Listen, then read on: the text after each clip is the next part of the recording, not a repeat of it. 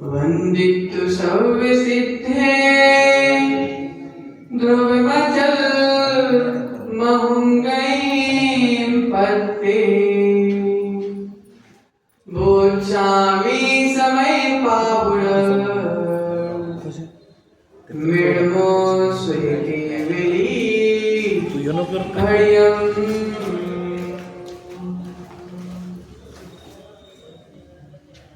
तेरी छत्र छाया भगवन मेरे सिर पर हो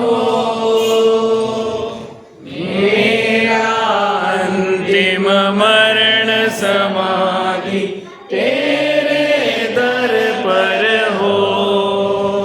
गुरुवर की आँखों का तारा बनकर सदा रहूं गुरु सेवा को मंगल कहकर सेवा सदा करूं चंद्रगुप्त सी गुरु सेवा का पाठ हृदय भर दो मेरा अंतिम मरण समाधि तेरे दर पर हो। तेरी छत्र छाया भगवन मेरे सिर पर हो मेरा अंतिम मरण समाधि तेरे दर पर हो। मेरे पवित्र मन में गुरुदेव आओ मैं शास्त्र वाचन करूं प्रतिभा जगाओ अरिहंत भाषित सभी शुद्ध देवताओं क्या बोलना अब मुझे तुम ही बताओ। क्या बोलना अब मुझे तुम ही बताओ। जय बोलिए पंच परमेश्वरी भगवान की जय। अतिशय कारी मूलनायक श्री मंजुनाथ भगवान की जय। वर्तमान शासन नायक भगवान महावीर स्वामी की जय। परम पूज्य राष्ट्र संत गणाचार्य गुरुदेव विराग सागर मुनि महाराज की जय। परम पूज्य आचार्य भगवंत विशुद्ध सागर जी मुनि महाराज की जय। परम पूज्य आचार्य भगवंत विभव सागर मुनि महाराज की जय। अहिंसा मई विश्व जैन धर्म की जय। द्वादशांग जिनवाणी माता की जय। मुनि श्री श्रम सागर जी महाराज की जय। मुनि संघ की जय। प्रियात्मन आज हम 16 कारण भावना की द्वितीय भावना विनय संपन्नता भावना के बारे में जानने का प्रयास करें। आचार्य भगवंत कह रहे हैं कि जब तक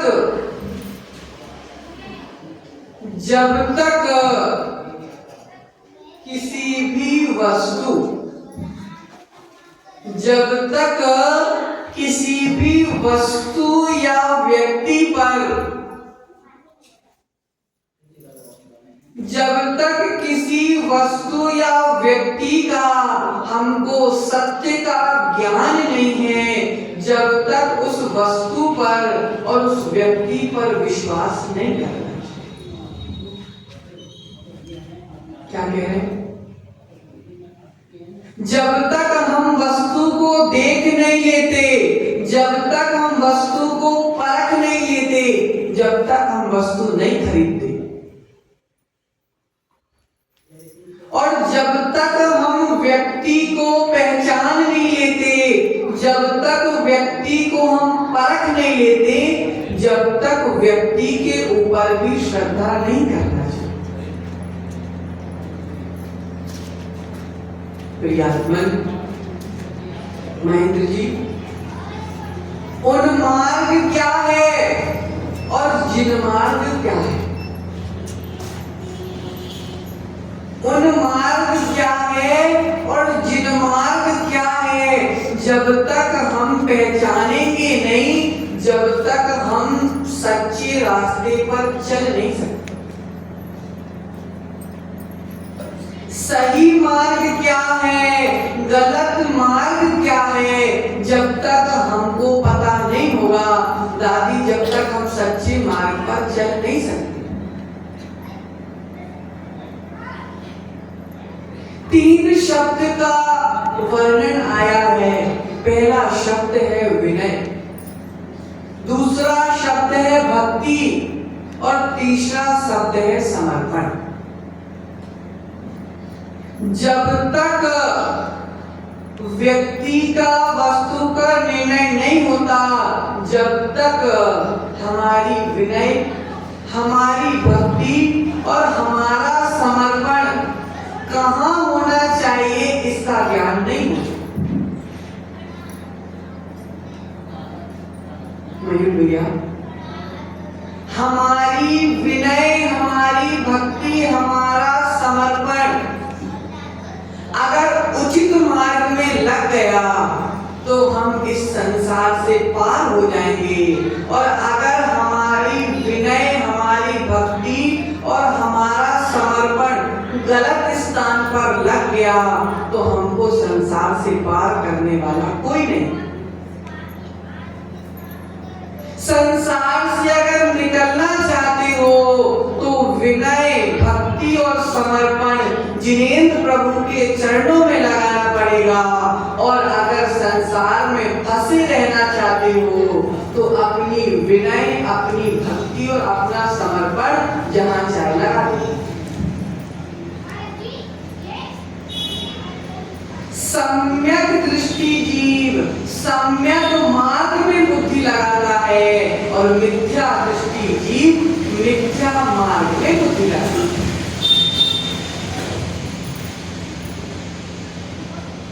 विनय तो करना है दीदी, विनय तो करना है, लेकिन विनय करने से पहले परीक्षा भी करना है। विनय तो करना है, लेकिन विनय करने से पहले परीक्षा भी करना है कि हम जिसकी विनय कर रहे हैं वह विनय के योग्य है कि नहीं। क्योंकि शास्त्रों में आचार्य भगवंत लिख रहे हैं कि मिथ्या दृष्टि की अगर विनय करोगे, मिथ्या दृष्टि की अगर विनय करोगे तो जीवन में मिथ्यात्व ही आएगा, और सम्यक दृष्टि की विनय करोगे तो जीवन में सम्यक्त्व ही आएगा। प्रियात्मन, खोटी चर्या वाले आज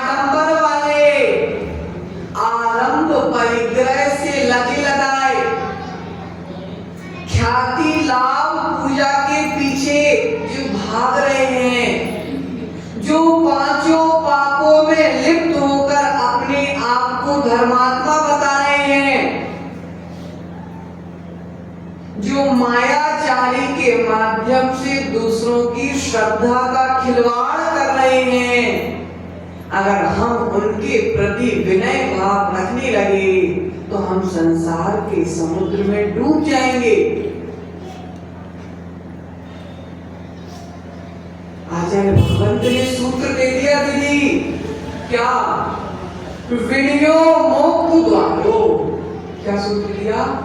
विनयो मोक्ष द्वारो। विनय मोक्ष का द्वार है, लेकिन मिथ्या मार्ग में चलने वालों की विनय मोक्ष का द्वार नहीं है। हिमांटी, मिथ्या मार्ग पर चलने वालों की विनय करने से मोक्ष का द्वार नहीं खुलेगा। सम्यक मार्ग में चलने वाले की विनय करने से मोक्ष का द्वार खुलेगा। प्रियात्मन, तत्व का निर्णय करे बिना, तत्व का निर्णय करे बिना महेंद्र जी अपना सिर मत झुकाना। तत्व के निर्णय के बिना इस सिर को मत झुकाना। सबको भगवान मत मानना, सबको भगवान मत मानना। भगवान कर्मों के सहित नहीं होते, भगवान कर्मों के सहित नहीं होते। जिनका कर्म दूर हो गए हैं वे भगवान। मन्नतों को पूरा करने वाले भगवान नहीं है। तुम्हारे पुण्य के कारण तुम्हारी मन्नत पूरी होगी।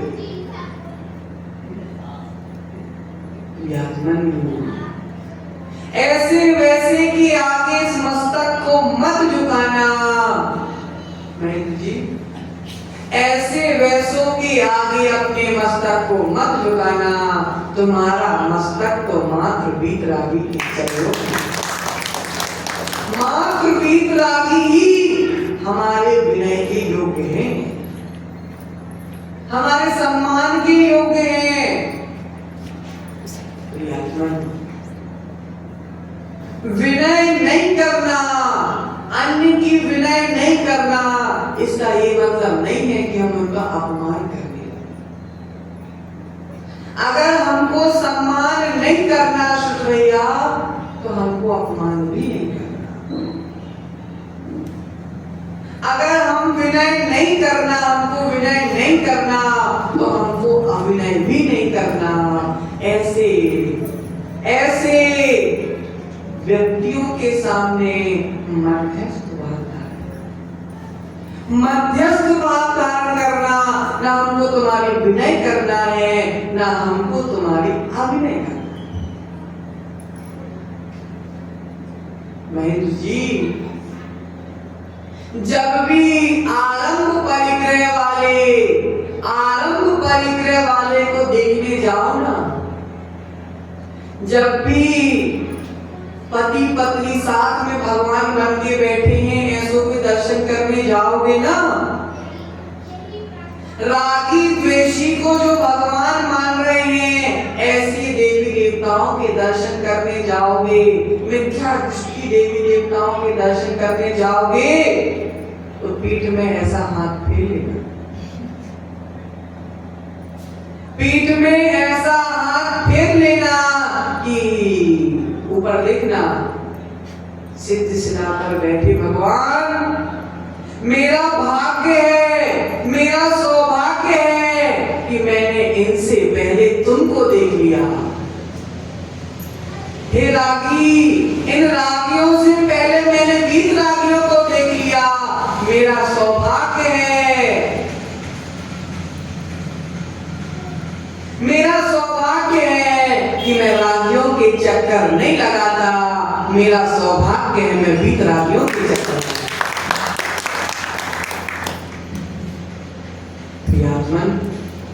हमने पहले भी तप की चर्चा जब की थी, तब उसमें हमने विनय नाम का अंतरंग तप भी पढ़ा था। प्रियात्मन, तुमने अगर रागी द्वेषी के सामने सिर को झुका दिया तो तुम्हारे भीतर बैठा जो अंतरंग तप विनय है वह तत्काल नष्ट हो जाती है।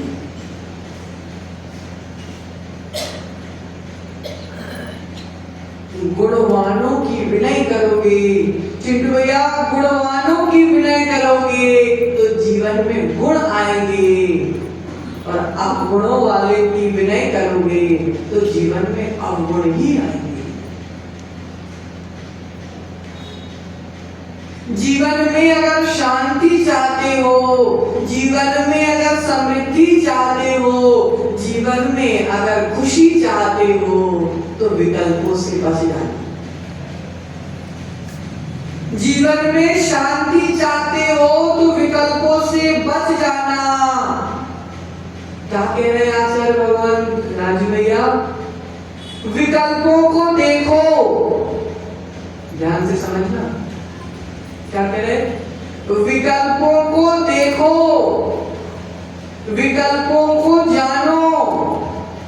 दीदी, विकल्पों को देखो, विकल्पों को जानो और विकल्पों को जाने दो।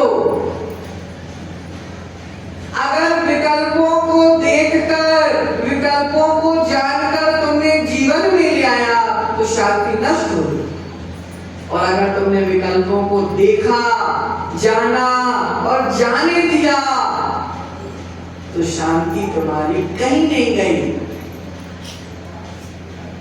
ज्यादा विचार करने की आवश्यकता नहीं है शुद्ध भैया, ज्यादा सोचने की आवश्यकता नहीं है। हमारा स्वभाव क्या है? जानना और उसी प्रकार विकल्पों को देखो, जानो और जाने दो। जीवन में शांति कहीं नहीं जाती। लोग बोलते हैं हमारे जीवन में शांति नहीं है, हमारे जीवन में समृद्धि नहीं है, हमारे जीवन में खुशी नहीं है। जिनवाणी कह रही है विकल्प को जीवन से हटाओगे तभी शांति का जन्म हो। ये करना चाहिए, ये नहीं करना चाहिए, क्यों सोचते हो? जिनवाणी खोल के देखो ना, आचार्यों ने तुम्हारे लिए सब कुछ लिख के चले गए, सब कुछ बता के चले गए, तुमको सोचने की जरूरत नहीं है। एक सूक्ति आती है, विद्या ददाति विनयम, विद्या ददाति विनयम, विनयम ददाति पात्रताम, पात्रताम धनाप्नोति, धनात् धर्मः ततः सुखम्। विद्या से विनय आती है। बड़ी बड़ी पुस्तकों को पढ़ लिया लेकिन जीवन में विनय नहीं आ पाई। आजकल की पढ़ी लिखी बहुएं, आजकल की पढ़ी लिखी बहुएं खूब बड़ी बड़ी डिग्रियों को धारण कर लिया लेकिन घर में माता पिता का भी सम्मान नहीं कर रही। आजकल की बेटियां खूब बड़ी बड़ी डिग्री, डॉक्टर, इंजीनियर, लेकिन माता पिता का सम्मान नहीं कर रही। ऐसी विद्या किस काम की जो विनय को जन्म ना दे? ऐसी विद्या किस काम की कि जिसने हमको जन्म दिया हम उससे मीठा नहीं बोल पा रहे? दोस्तों से तो इतने प्रेम से बात करते हैं, दोस्तों से तो इतने प्रेम से बात करते हैं, और माँ बाप को तू करके बात करते हैं। श्री हनुमान, विद्या का फल विनय है। जिसके जीवन में विनय नहीं है उसकी सारी विद्या व्यर्थ है।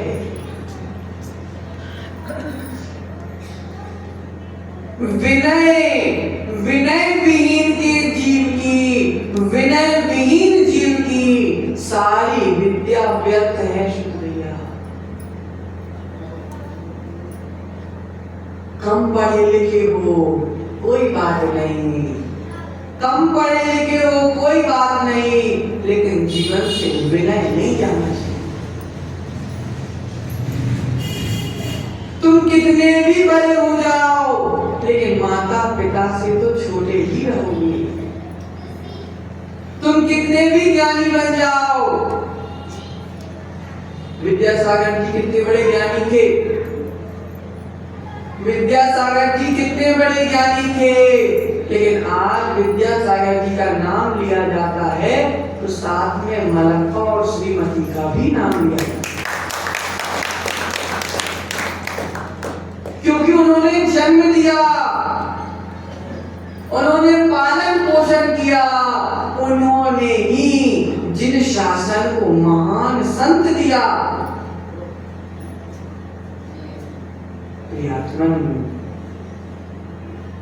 जिस प्रकार महेंद्र भैया, जिस प्रकार वृक्ष में, आम के वृक्ष में जब आम आते हैं, आम के वृक्ष में जब आम आते हैं तो पेड़ अपने आप झुक जाता है। आम के पेड़ में अगर आम आते हैं तो पेड़ झुक जाता है। उसी प्रकार सम्यक दृष्टि जीव के जीवन में, सम्यक दृष्टि जीव के जीवन में जब विनय आती है तो वह गुणों के आगे झुक जाता है। आम का पेड़ झुक जाता है तो आम तोड़ने के बाद भी पेड़ काटा नहीं जाता, और बांस का पेड़ नहीं झुकता है तो हवा से पेड़ को तोड़ दिया जाता, अपने आप टूट जाता है। जो अकड़ता है वह टिक नहीं पाता, जो झुक जाता है वह उठ जाता है।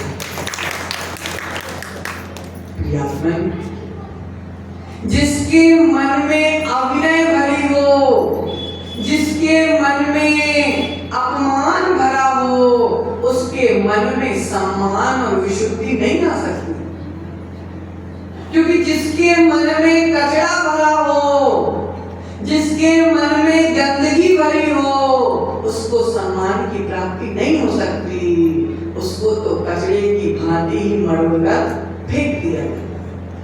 इसलिए मन में अपमान की भावना है तो तुमको भी सम्मान मिलने वाला नहीं है, और मन में अगर विनय की भावना है तो दुनिया वाले भी तुम्हारी विनय करें। जो देव शास्त्र गुरु की विनय करता है, जो देव शास्त्र गुरु की विनय करता है, दुनिया उसकी विनय करती है, और जो देव शास्त्र गुरु की अभिनय करता है, ध्यान रखना, पुण्य के प्रभाव से तो अभी सुखी दिखेगा, बाद में उसको भी धरती पर मुंडी मारना पड़ेगा। ये हमारी मानसिक विनय हो गई। जब तक मन में विनय नहीं होगी, जब तक बाहर से विनय होगी भी तो नकली विनय होगी, असली विनय नहीं होने वाली। फिर दूसरे नंबर की वाचनिक विनय आती है। तो वाचिक विनय के बारे में क्या बोल रहे आचार्य भगवंत? प्रतिभा भाभी, श्रेष्ठों के प्रति, पूज्यों के प्रति, साधुओं के प्रति, व्रतियों के प्रति शब्दों के माध्यम से, शब्दों के माध्यम से विनय पूर्वक शब्दों का उपयोग करना वाचिक विनय। कैसे बोलते? परम पूज्य आचार्य शिरोमणि, परम पूज्य, हे स्वामी नमोस्तु, हे भगवान नमोस्तु, हे जगत पूज्य,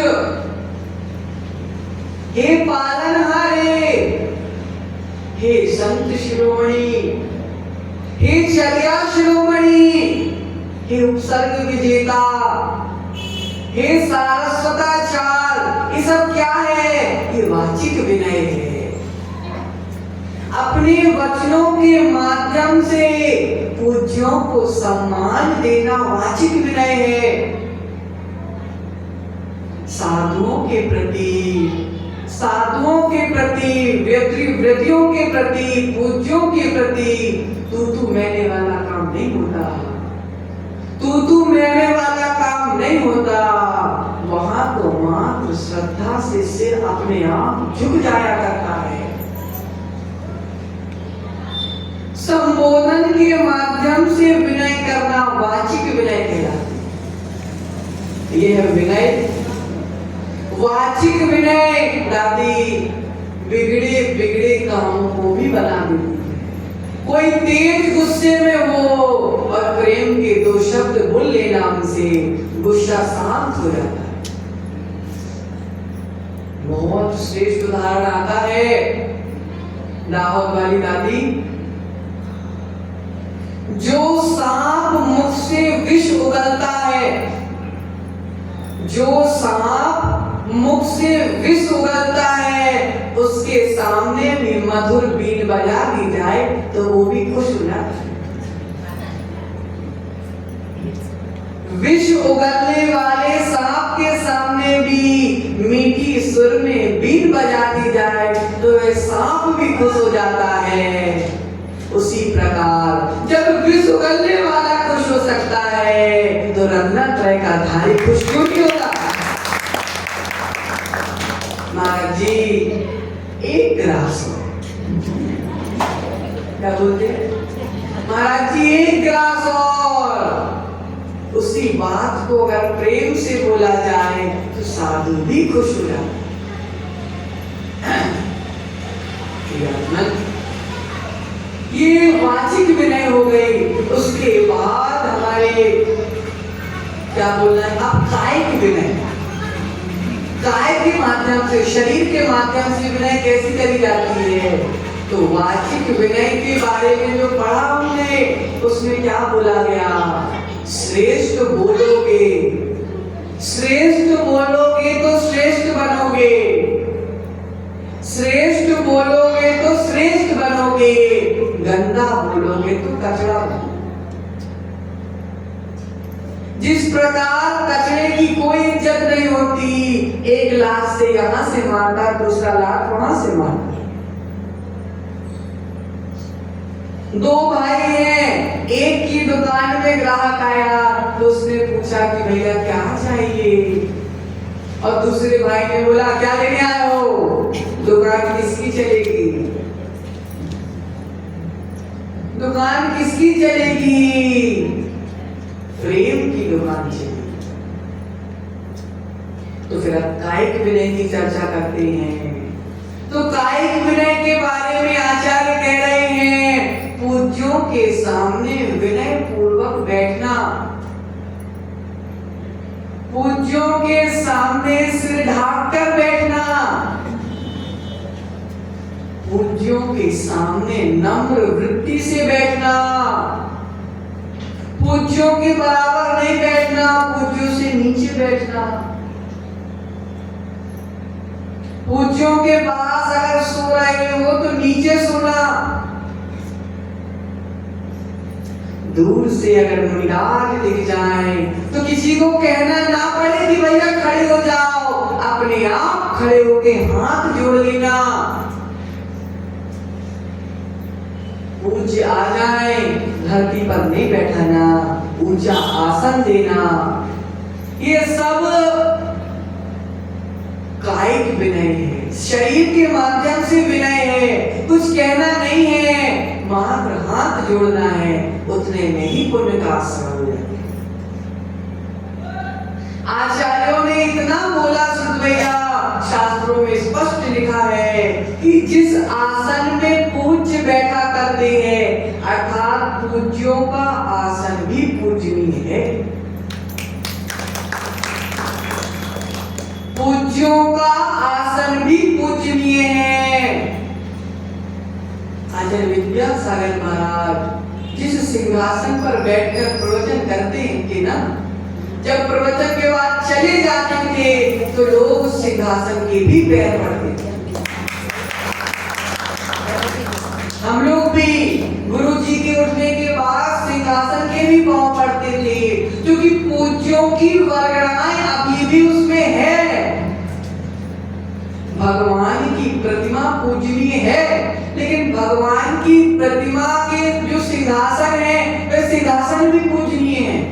जिस मंदिर में भगवान बैठे हुए मंदिर भी पूजनीय है। शुद्ध भैया, शुद्ध भैया, अगर मंदिर पूजनीय नहीं होता तो भगवान की विशुद्ध वर्णनाओं के माध्यम से मंदिर में बैठने से रोग चला जाता। मंदिर पर गर्भालय आदि में बैठकर ध्यान करने से या फिर बैठने से भगवान की ऊर्जा हमारे शरीर को प्राप्त होती है। तो क्या बोल रहे हैं, पूज्यों के साथ पूज्यों का आसन भी पूजनीय है, पूज्यों के साथ पूज्यों का उपकरण भी पूजनीय है। कभी पूज्यों के आसन पर बैठने की, कभी पूज्यों के आसन पर बैठना नहीं चाहिए, कभी पूज्यों के आसन पर आराम नहीं करना चाहिए। जिन जिन जीवों को अपनी असमाधि ना करना हो, वह पूज्यों के आसन को लात से नहीं सरकाना। जिस पाटे पर, जिस चौकी पर मुनिराज चौके में बैठते हैं, उस चौकी को लात से नहीं सरकाना।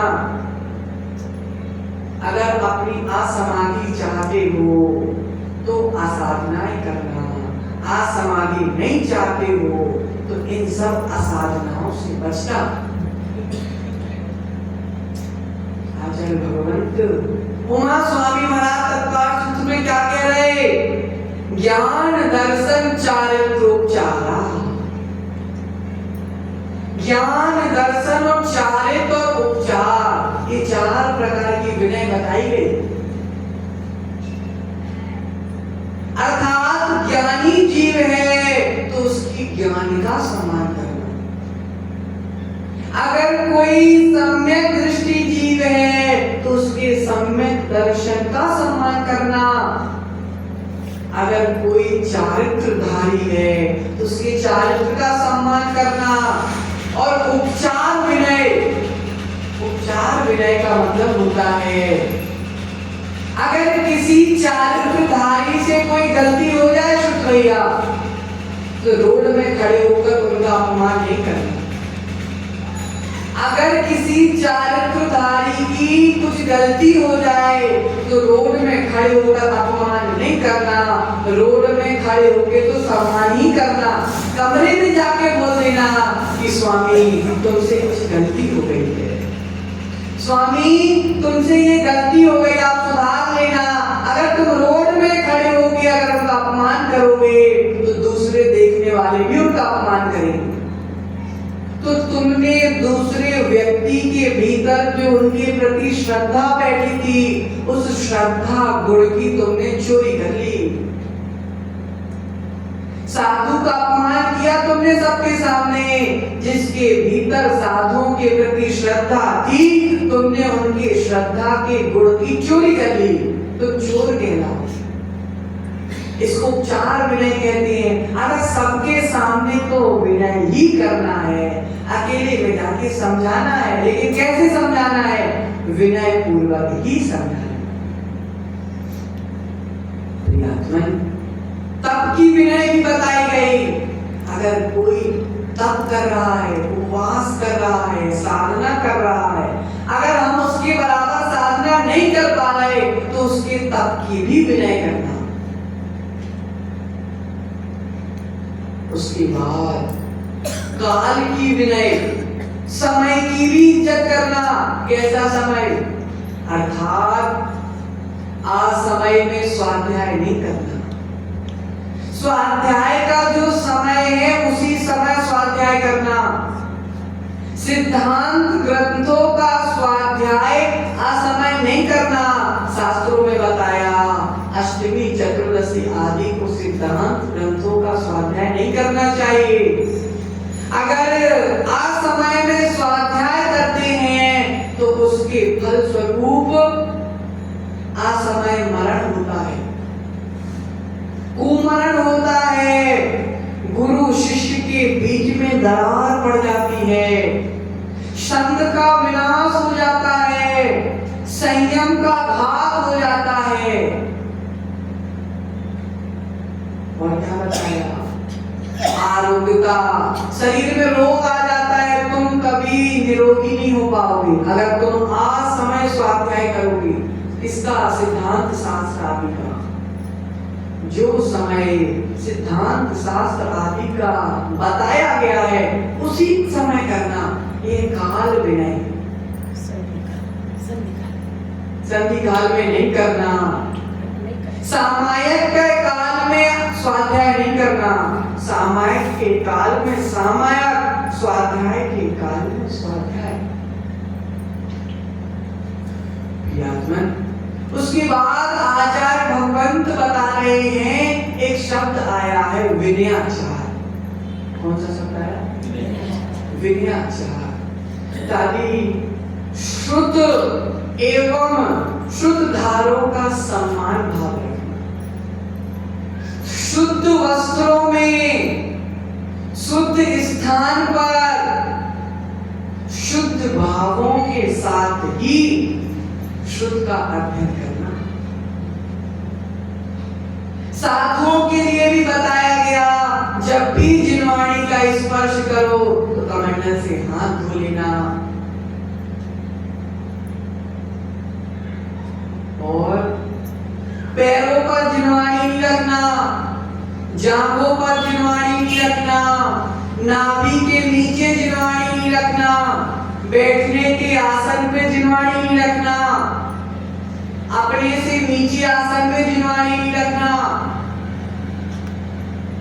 हाथ पैर आदि में अगर हाथ लग जाए तो हाथ धोने के बाद जिनवाणी का स्पर्श करना।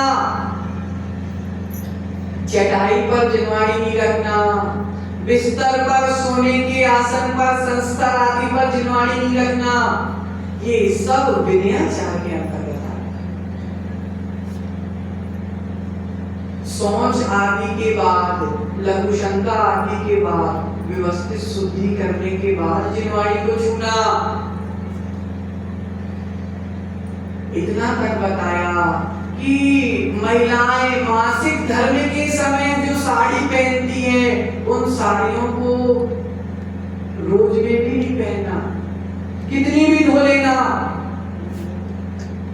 ऐसी साड़ियां उसी समय पहनना चाहिए। शुद्धि के बाद अंग शुद्धि अत्यंत आवश्यक है। जंगल के बाद हाथ पैर धोना, साधुओं के लिए बताया, जंगल के बाद हाथ पैर धोना, और बाकी के शरीर का पिछिका आदि से वायु रूपी मार्जन करके ही शास्त्र छूना चाहिए। शास्त्र की अविनय नहीं होना चाहिए, इसका नाम है विनयाचार। आगम की बातों को अपने अनुसार संघ परंपरा के नाम पर बदल मत देना। आगम की बातों को संघ परंपरा के नाम पर चर्या बदल मत देना। शिथिलाचार को जीवन में मत लेके आना। जिनवाणी में स्पष्ट लिखा है, जो आगम की बात को बदल देता है उसकी असमाधि होती है। रोगों से तड़प की समाधि होती है, सड़ की समाधि होती है, शरीर में अत्यंत वेदना के साथ समाधि होती है। जिसने आगम की बात को बदला है उसकी समाधि अच्छी नहीं होने वाली। आचार्यों ने लिख दिया, जो आगम में जैसा लिखा है, आगम में जो जैसा लिखा है वैसा ही बोलना, वैसा ही करना। ऐसे जीवों की ही उत्तम समाधि बनना। ये भी आगम का सम्मान है। आगम की बात को अगर बदल दिया अर्थात हमें आगम पर विश्वास नहीं है, मतलब कि हम अपने पूर्वाचार्यों से भी ज्ञानी हो गए, क्योंकि हमारे पूर्वाचार्यों ने जो लिखा तो वो पागल थे क्या? वो पागल नहीं थे, तुम पागल। वे मूर्ख नहीं थे, तुम मूर्ख हो। जो आदम की बात को पलट कर बोलता है, अपने मन से जोड़ कर बोलता है, वह जीव सुखी नहीं रह सकता। बाहर से तो खूब सुखी दिखेगा, बाहर से तो खूब ज्ञानी दिखेगा, लेकिन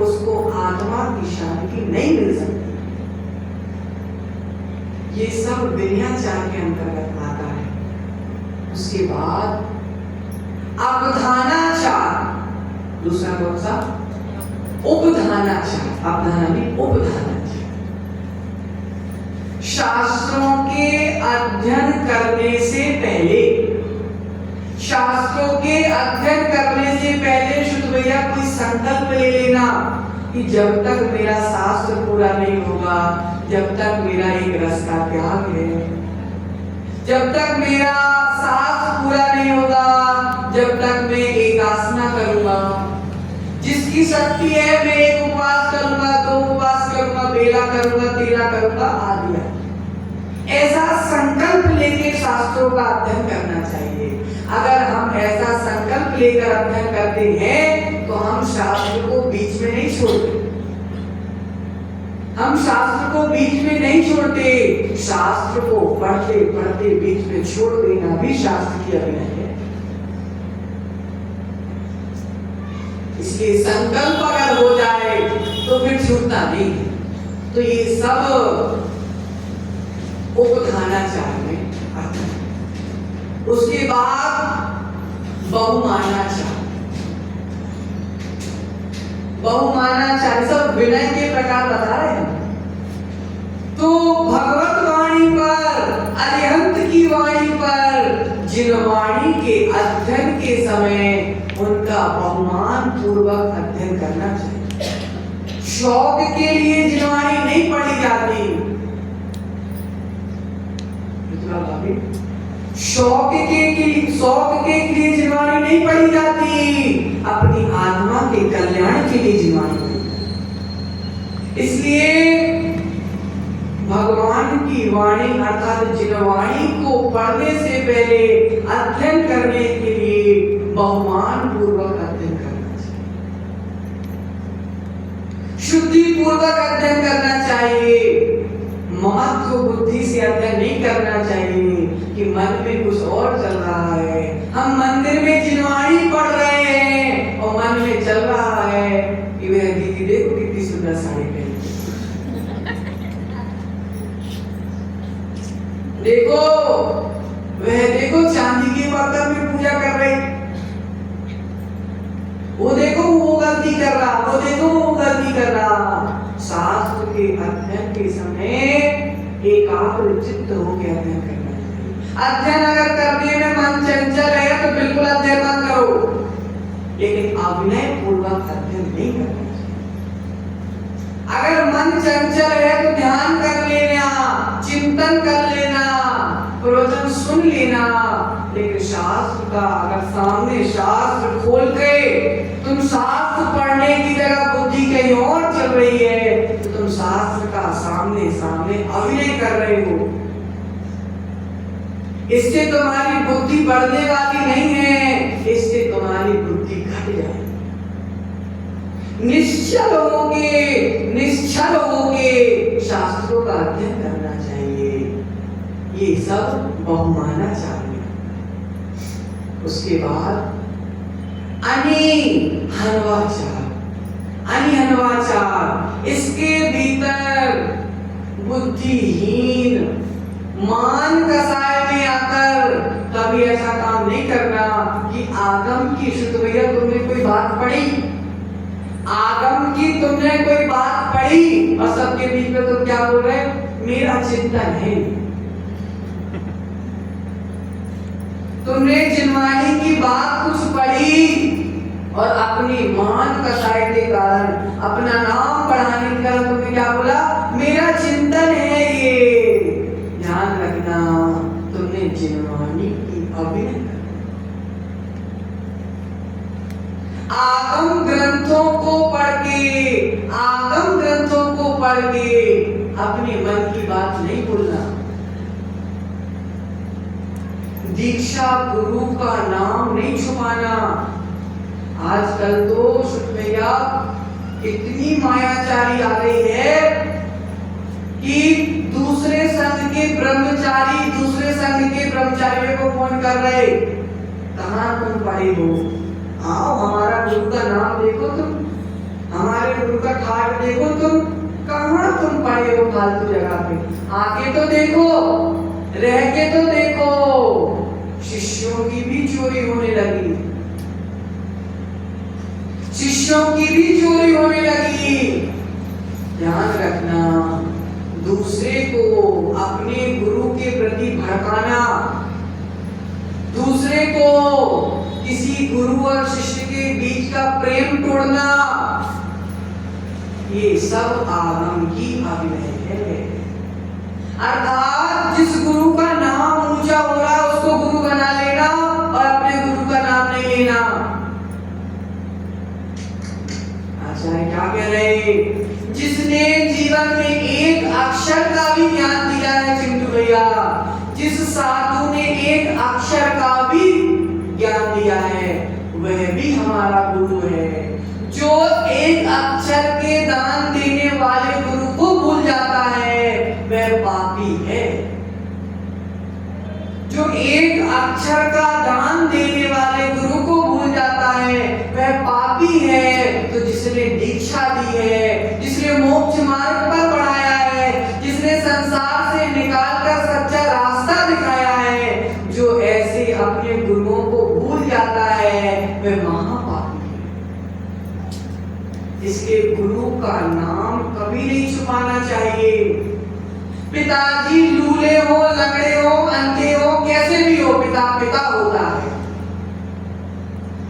पिताजी लूले हो, लंगड़े हो, अंधे हो, बहरे हो, कैसे भी हो, पिता पिता होता है। गुरु कैसे भी हो, गुरु गुरु होता है। गुरु कैसा भी हो, उसने मुझको तो सच्चा मार्ग दिखाया, उसने मुझको तो अच्छा मार्ग दिखाया। गुरु के कर्म गुरु के साथ, हमारे कर्म हमारे साथ। इसलिए चर्चा कभी नहीं करना समाज में कौन से संघ के महाराज है, ओह ये तो 20 महाराज है, ये तो 13 महाराज है, ये तो फलाने संघ के महाराज है। नहीं, किसी भी संघ के महाराज महाराज महाराज। रत्नत्रय का धारी रत्नत्रय का धारी होता है। 20 के महाराज या 13 के महाराज या ये संघ के महाराज, वो संघ के महाराज कपड़े पहनते हैं क्या? 2 टाइम खाते हैं क्या?